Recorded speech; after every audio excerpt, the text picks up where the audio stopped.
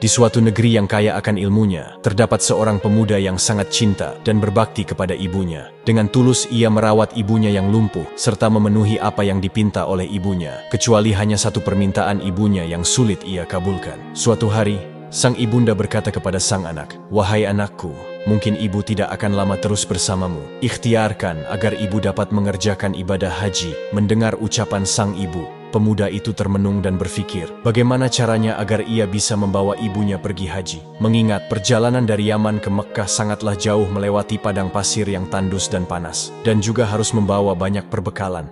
Dengan tekad yang kuat, ia membeli seekor anak lembu untuk dijadikan latihan. Ia menggendong anak lembu tersebut naik turun bukit, hingga lembu itu dewasa. Dan otot-otot di badan pemuda itu semakin berisi dan kuat bertenaga. Sampai musim haji tiba, pemuda itu bersiap menggendong ibunya dari Yaman menuju Mekkah untuk melaksanakan ibadah haji. Dengan rasa cinta kepada ibunya, ia rela berjalan kaki di tengah padang pasir yang tandus dan panas, semata-mata untuk memenuhi permintaan sang ibunda tercinta. Tibalah mereka berdua di tanah suci. Pemuda itu terus menggendong ibunya mengelilingi Ka'bah. Dengan rasa haru dan bahagia, sang ibu terus menangis melihat bakti anak terhadapnya. Di depan Baitullah, sang anak berdoa, "Ya Allah, ampunilah dosa ibuku." Dengan heran si ibu bertanya, "Bagaimana dengan dosamu, wahai anakku?" "Dengan terampuninya dosa ibu, maka ibu akan masuk surga. Cukuplah ridha dari ibu yang akan membawaku ke surga." Dengan karunia Allah, pemuda itu sembuh dari penyakit kulitnya, dan bekas belang di tubuhnya pun hilang, kecuali hanya tinggal selingkaran saja di tengkuknya. Hari demi hari berlalu, pemuda itu berkeinginan untuk menemui Rasulullah di Madinah. Namun ia tidak menjumpainya karena Rasulullah sedang berada di medan pertempuran. Dengan berat hati pemuda itu berpamitan kepada Sayyidah Aisyah dan menitip salam untuk Rasulullah Shallallahu Alaihi Wasallam.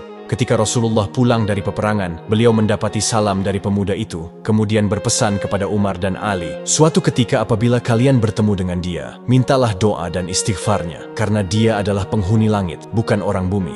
Namanya tidak terkenal di bumi, namun penghuni langit memanggilnya Uwais Al-Qarni."